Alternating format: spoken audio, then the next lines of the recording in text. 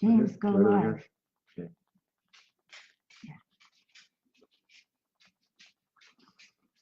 Hello there. Oh my God, we're live. And I've just been wiping my nose. Well, what I'm doing is, this is Granny Beth Green and this is Sweet Baby James. And we're just like floating around a little bit in the beginning so that our wonderful followers and friends can join us. So here we are at Granny Rocks Our World. Yes, indeed. Whose initials spell GROW. Hello, Erica. So I'm going to be attempting to speak to people as they show up. And sounds good. If you end up in the chat, I'll be able to talk to you. And it looks like nobody's in this chat yet. Okay. Okay, so take it away, Sweet Baby James. On this weekly live stream, Granny Beth Green is going to bring a fresh perspective to our challenges, our personal ones as well as our collective ones. On GROW, every Wednesday at 6:30 Pacific time, she'll address a topic geared to building a better world. And then our viewers' questions will be answered by our special guest, the hilarious Madam Mazurka, Beth with a scarf. A little later, we'll tell you how you can send in your questions too. GROW is a new thrust for us. Yes. And? For almost a year now, Beth and I have hosted a show called Granny's Place, where Beth offered commentary and answered questions, but she also played the piano at the same time. Great fun, but we weren't able to do the show live while providing high-quality sound for the piano. So Beth made a decision. She values her viewers, and she wants a more direct connection with you. And so she'll no longer be playing the piano on the show, but she's on live, and you can chat with her. For those who don't know Beth, she's an intuitive counselor, author of 6 books, many blogs and videos on a variety of topics, the creator of 4 CDs of music, an improvisational pianist, commentator, and founder of the innerrevolution.org. Tonight's topic, partisanship versus principles, how to stay in integrity in a polarized world. You hooked me, Granny. What do you mean by this? Well, first I have to say hello to the people who are saying hello to me. I love this. Hello, Erica said hello. Rose, hi, back. Navano, hi, Navano. So great to see you. Hello, Helen. Hello, Luann. And are there anybody? And hello, Chris. And hello, Simone. Well, this is pretty wild. We have 2 webcams, 2 computers. We're live streaming simultaneously to 2 places. We have the webcams dangling on top of each other, hanging in a jar. They could get knocked over at any moment. Don't be surprised. But I'm going to be trying to watch, you know, both at the same time. So if there's anybody commenting, I'm going to do my best. Oh, hi, Tracy, and hi, Ann. So, okay, so the question is, so James, when you give me a poke, when you start getting people on the other one, because I'm trying Richard also just joined us, by the way. Yes, but I'm just saying hi to the people who are saying hi. Okay. And there are people joining too. So it's wonderful to see you. All right, so now here's the topic. Okay, the topic is partisanship versus principle, how to stay in integrity in a polarized world. Well, you know, I've been thinking about that, and about a million ideas came into my mind about how to answer that. Oh my God. Hi, Todd. Hi, Inara. And hi, Ann and Tracy. And hi, Dana. How delightful. And oh my God, I'm never going to get to the topic. And Richard. So anyway, but I was going to talk about taking principles rather than getting polarized into, you know, I'm a liberal, I'm a progressive, and so on, and trying to figure out what are we aiming for, because this series that I'm doing is about how to build a better world, and how do we actually navigate that territory is not easy. But I've thrown out the whole thing I want to talk about, and not that I don't want to talk about that, but I don't want to talk about that today, and I will tell you why. You want to know why? I would like to know. Well, I would like to know why also. Why am I throwing this out? Because today, Cohen, Michael Cohen, President Trump's former attorney, talked about how his blind loyalty to Trump brought him into darkness. Now, this could be said about just about anybody and their blind loyalty. For example, And see, this started percolating in my head about 15 seconds ago. And I can't stop myself because this is about us, right? If you like are favoring your mother over your father, for example, or your father over your mother, or your friends over your parents, or whatever, or your brother over, you have blind loyalty to them, and that will take you into darkness because you're not actually asking the question, what is for the highest good of all, including me? So it does take us into darkness. How many of us have knowingly, guys, agreed with something that one of our parents was saying that we knew was wrong, but because we had loyalty to them and they were our protector? And I've seen it, oh yes, well, daddy means well. Daddy is beating up on everybody, right? But he means well, and he's actually the one who's supporting the whole household, so he means well. So then we're going to have blind loyalty to him. So we see him beating up our son, our brother Johnny, and we can't say, Daddy, you are a brute, because that might get in the way of our safety and our blind loyalty to Daddy that Daddy wants, because he wants that blind loyalty. Right? And so that is partisanship. Partisanship isn't just about politics. It's about taking sides. Hola back, Christine. So when we take sides, we surrender our capacity to think. There was one of the articles about Michael Cohen's plea was that he said that he had lost or he had not listened to his own moral compass. Haven't we all done this? A boss that we have either opposed because our fellow workers opposed him and it gave us a feeling of camaraderie to be against that boss, even if that boss did something good. Or we are on the other side, we are the boss's henchmen. And Richard said hi on the other one. Okay. Oh, I did it. I was able to look at two. But no, Mary Chris joined. We're just talking to you. Say hello to me, Mary Chris, if you want me to say hello back. Anybody who wants me to say hello back, you have to say hello. I'm not just talking to anybody who joined, because there's a lot of people joining that I won't know because they're not showing up. They're not friends. So I don't want to discriminate. So anyway, so what we do is we decide. Now, for instance, how many gang members have ruined their lives, right? Because they have blind, Tracy said, I am that. Thank you, Tracy. How many gang members have ruined their lives because they have bought into the culture of that gang and they have to be against the other gang no matter what, even if it leads them into murder, robbery, any other kind of abuse, right? Blind loyalty, Inara said. Exactly. That is exactly the point. That is what partisanship is deep down inside. It's not just about political parties, but let's talk about political parties. It's like, oh my God, the Republicans, we now have everything, the super majority, we have this, we have to stay in power no matter what. Okay, so it is true that Donald Trump is, exonerating the Saudis for killing somebody who lived in the United States, who happens to have been a Washington Post reporter. But after all, we don't want to disrupt anything that's going to disrupt Donald Trump, because that's going to disrupt our supermajority. No, that's already disrupted. So now all of a sudden you see people are beginning to stand up to Trump. Well, he's lost some of his veneer, right? And his sheen. So I'm not talking about Trump. I'm talking about us, right? Or people are on the other side. Oh, the Democrats, we have to win. Yes, the Democrats, now we have a majority in the House. Well, what are the politics and the principles of everybody who's in the House who happens to be called a Democrat? Are they all the same? I remember, some of you are too young to remember this. I'm not. That's right. You're not. I'm your senior. That's right. By a few months.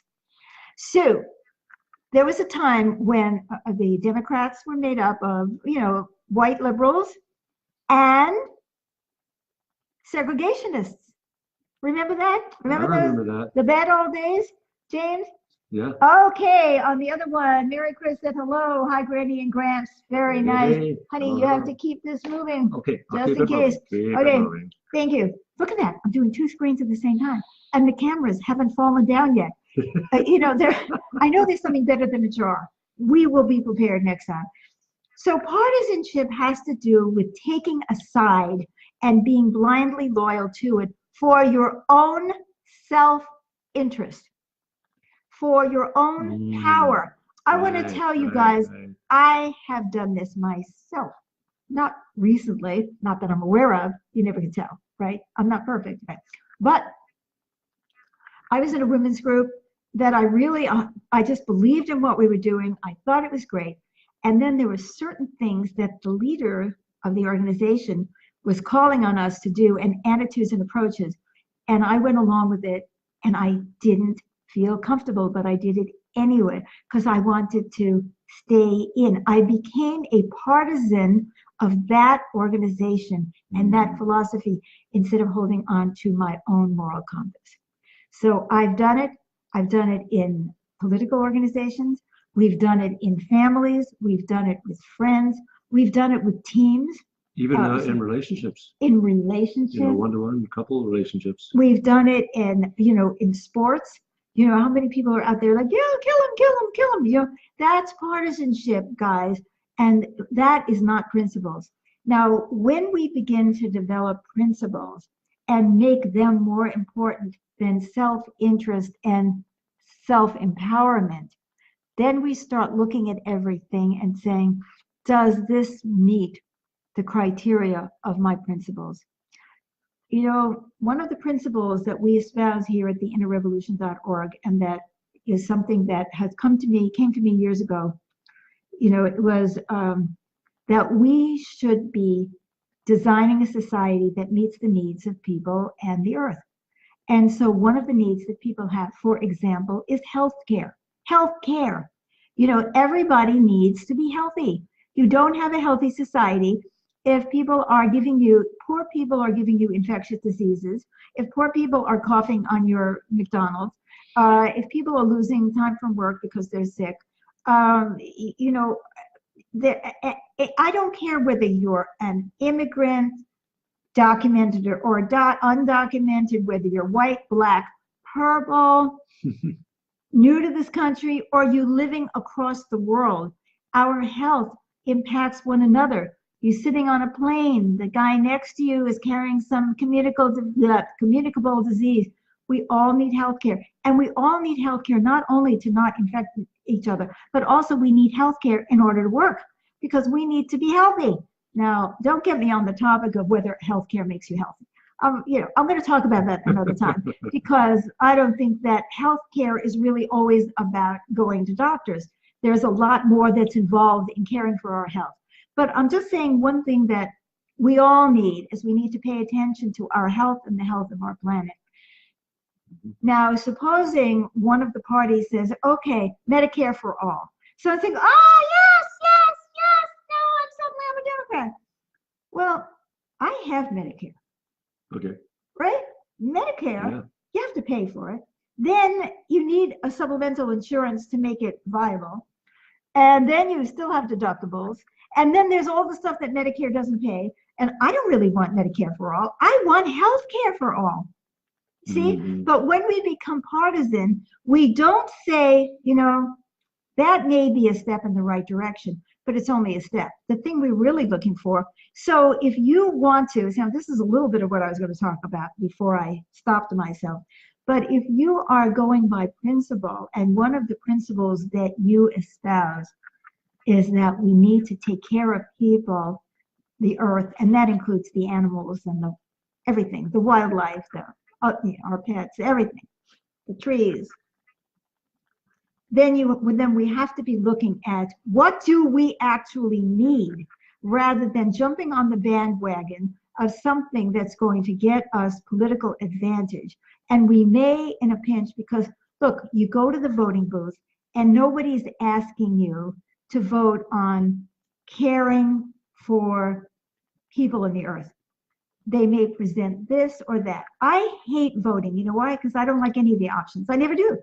You have to vote on these proposals and so on that don't solve the problem because they're very superficial. Partial. Yeah. And they say, okay, do you want this or do you want? I said, I don't want any of them. What I want is an economic system that cares for people on the earth.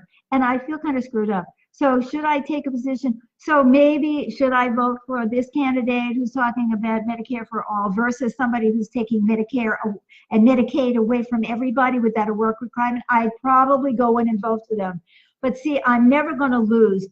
Keeping my eye on the prize. I am fighting for the principle. I may vote this way, but where I'm putting my energy is into trying to shift the consciousness in our nation and on the planet to embracing the idea that our society and our economy are there to actually support the well-being of all people and the earth. So that's how I come back to the inner revolution, which is we have to change from the inside out and change our value system. So hopefully that will be enough for today. Well, and that means that everything is in a reference to what's for the highest good. Exactly. And that is one of our principles here at the innerrevolution.org. And hi, Carol and Bob. I appreciate you joining us and watching. So that is a principle of ours, that we do everything that is for the highest good of all, including ourselves. So there's a lot more to say about partisanship versus principles, and I'll be back. But I promised myself that I'd only be commenting for, maybe half of the show, and then we'll get on to the questions that viewers send in. I want to tell you, you can go to any post and you'll see a link that says to send your question to Madam Mazurka, and then you will be able to send me a question. So I answer questions about social issues, about personal issues. Yes, Inara said superficial.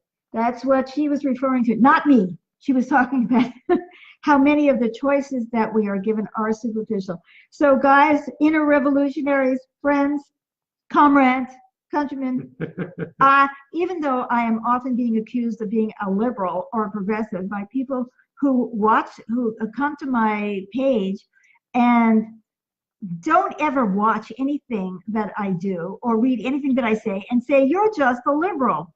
It's like, no, I am not a liberal. I am not a progressive. I'm not a conservative. I'm not a libertarian. I'm open to anybody's solution if it fits, if it really is going to help us to make the changes that we all need. I'm not a liberal. I'm a revolutionary.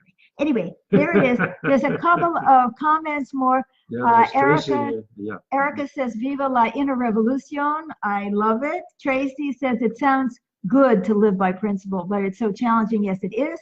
And Tracy said, still with the attempt and worth the attempt. And RA said hi to Beth and James. Hello, and James, can you please check see if anybody else? Mary Chris said, well said, Granny. Yes, Granny. Well said, Mary Chris, that it was well said. Okay, take it away. Let's see if Madam Mazurka is let's ready to come on. Well, let me tell you, if you're new to the show, you don't know Madam Mazurka. Madam Mazurka appears when I put on this magic scarf. And Madam Mazurka is a dead Transylvanian psychic who answers your questions. And I am not responsible for anything that she said. She showed up many years ago and has been insisting on coming on the show every week. So, darlings, I am here. Please, I will take your questions. Very good. You went on too long, Beth. You didn't leave me enough time. Are we ready for the first question, Madam Mazurka? Please, take it away. Okay, this is from Anonymous. It says, good evening, Madam. I have 3 kids, 9, 14, and 16 years old, and a husband. I am the only one who thinks it's important to do things together as a family. For example, meals or outings. What can I do to help my family see how we would benefit? Actually, would we benefit from these activities? Well, darling, I have nothing but admiration for you. I can't believe that you said that. You said, would it help? That's very humble of you. Most people have an opinion. And then if she would say, well, how can I get them to see my perspective? And that would be the end of it. So you're asking, you are wonderful mother. You are a mother, right? Yeah, that's right. So she had a husband. And assuming it's a woman, well, it could be a husband with a husband. But anyway, so there it is. So I have compliments for you from the Madam Mazurka Gallery. So, but you ask a very good question. So how do you know if the family needs it? Well, I think, you see, I'm going to tell you something. After you're dead, and I know all about this, after you're dead, you don't have any closeness. There's nobody to cuddle with. There's no one to have lunch with. You know, Mm-hmm. so they're missing out, if they're missing out, on something that you're not going to get after you're dead. I can tell you that. But on the other hand, they're probably with their friends doing other things that they find more entertaining and interesting than talking to their parents or each other even. But that is the real question, is are they close? Is the family close? And that's what you have to find out. You can be close and it can look different.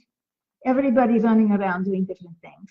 Or you could be distant and you could be sitting at the same table and it feels like Alaskan wind has blown through. Ooh. Right? So I've been at many of those dinners where the father sits and everybody is trembling, or they're afraid mother is going to go off the deep end, or any of those things. So actually you can't go by the outside. That's the outskirts of town. So what I want you to think about is how you're going to find that out, right? So either you already know in your heart, oh no, they're very close, it's not a problem, or you can even have a family meeting. It doesn't say, okay, I want to meet. It doesn't have to be every night or whatever. Let's have a meeting and talk. Or you could interview you individually. Do you feel close, or are you feeling close? And if they aren't close, darling, then you have to find out why are they not close? And that's a more interesting question. And if they are feeling close, then okay, then you keep an eyeball on everything to see if that continues. But so that's the issue. Not why don't they want to sit together, but why aren't they close if they're not? And there may be a can of worms under that. So that makes a very disruptive thing when you're having a dinner. It's a can of worms on the table. Oh no. Ugh, I can't say. Beth is going to get sick. She's got a very crazy son. So Could be a can of something else, like a can of surprises, Okay, revelations, yes, insights, the question truth. is that's exactly. Okay, so that's enough. I have to get going because I think I have another question. So I hope that was helpful, and I want to hear from Beck from you. Beck, sometimes I get mixed up. This is not my first language. So you want to tell me how it goes when you do meet with them and find out the answer. So thank you for writing to Madam Mazurka. Okay, next one. Next one, anonymous. Hi, Madam Mazurka. I love the scarf. I am a performance artist, and I struggle with the purpose of my art. I want my art to help change how people interact and impact the world. Do you have any advice for me to pursue this overwhelming goal? Well, on the one hand, I would say to you, don't even bother trying. This is too much. But I don't want to say that because Beth would give me a very evil eye, and she wouldn't invite me back on the show. And then then I have to stay dead because this is the only chance I have to come out and be a star. So, so you're a performance artist, and you said two things. So give me the. Well, she's wondering about what's the purpose of her art, yes. And then she wants her art to change how people interact and impact the world. Well, the first thing is the purpose of your art to help people change and interact in the world? Because you said, I struggle with the purpose of my art. Does your art have a purpose? Does its purpose your self-expression? Is your purpose getting back at your father because he was very conservative and you're doing all kinds of flamboyant things? Is your purpose to find connection with the people in the audience because you feel lonely and you don't want to be alone anymore? There's many purposes that could come up. About the way Inara said, I don't go to my ex-husband's Thanksgiving anymore. This is still in the relationship to the other question about it looks like you're not close, by the way. But anyway, moving right along, I missed that for that comment before. So you have to be honest with yourself. What really is the purpose of your art in your own heart? Are you trying to make it like more spectacular than it is by giving it a purpose that's greater than what it really has? I don't know. I'm not giving you an opinion here. I'm asking you to think about that. Now, then you went on to ask about for how she wants to help change people's interactions, how they interact with each other, and impact, but she wants to impact the world. Well, oh, it's not easy to impact the world. Who's listening? You know, I tell you something. You go on the YouTube and the Facebook, and everybody has an opinion, and everybody is talking, and not that many people are listening, or you know, maybe you have a circle of friends. So it's very hard to impact the world, right? So why don't you take, I'm serious. I mean, Beth has been going crazy trying to do this her whole life. And she's 73, and you don't sound that old. So, because you wouldn't be a performance artist anymore. It's kind of hard to perform at her age. But anyway, not the point. So you might really want to get specific. More, what exactly do you want to impact? What do you want to accomplish? What change would you like to see in the world?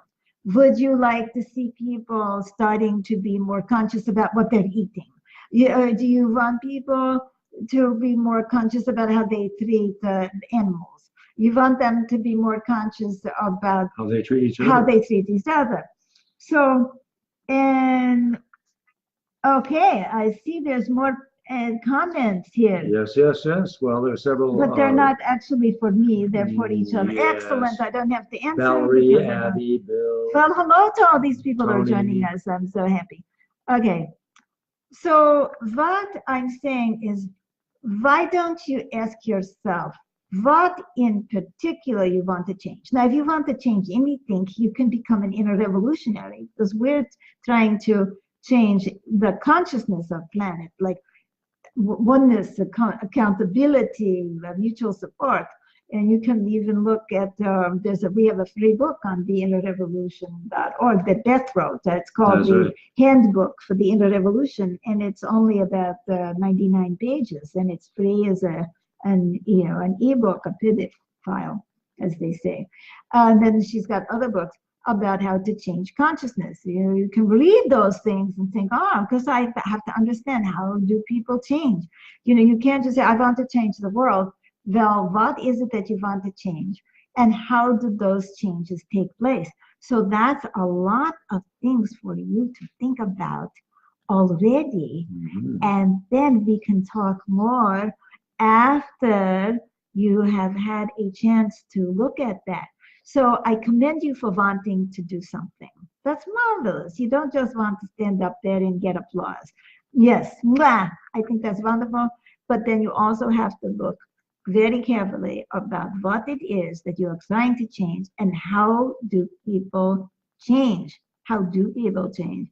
So it takes more than intention, but your intention and your good intentions. It's a good thing, I would say, to start with. So I think Beth wants to come back. I can see her looking at me like, get that stuff off. I want to end the show myself. No. Oh no, I'm going to squish my head. Okay, I give up. Thank you, Madam Mazurka. Bit of an inner conflict there, huh? It wasn't inner. It was Madam Mazurka was fighting me. Okay.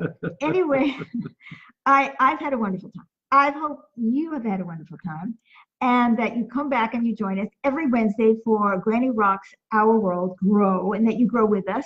Yes. And at 7:15 Pacific time, which is 15 minutes after the live show, we all meet in Granny's Kitchen, which is a video conference, and the instructions are on the post, how you join. And so there you go. So please do join us at Granny's Kitchen, and come back next week and send your question to Madam Mazurka. So there is a post. And is there anything else? Yes, I would like to say peace in the world from Inara. Yes, indeed, peace in the world, Inara. So let's take a moment to come together. Your battery is low, and we may get bumped off. Hopefully not. Please comment and let us know how you like this new format with me being live. And of course, we hope that you love it, and we hope that you share this with everybody, because I think everybody needs a boost, and we're doing this because, like our last person who wrote in, we want to help to the world to be able to change itself, right? And oh, I see all kinds of loves. That means some of you love it. Thank you so much. So show it, like the show, share it with your friends. Come back and join us on Granny's Kitchen. Bye-bye for now. I'm just going to send a little chi to everybody. Oh, that's nice. Sending good positive energy. Oh, Inara says, love you. Well, I love you too. Thank you for coming. Thank you, and see you next Wednesday. And right now I'm just sending you chi. That's chi energy, life force. It's coming through my hands, full of love for our wonderful viewers and supporters. Made this. And Todd said, love you, shared already. Thank you so much. You will make this grow, and I hope it does. Thank you. Oh, and Helen said, loved the new format. Yes, yes, yes. Thank you. End live video.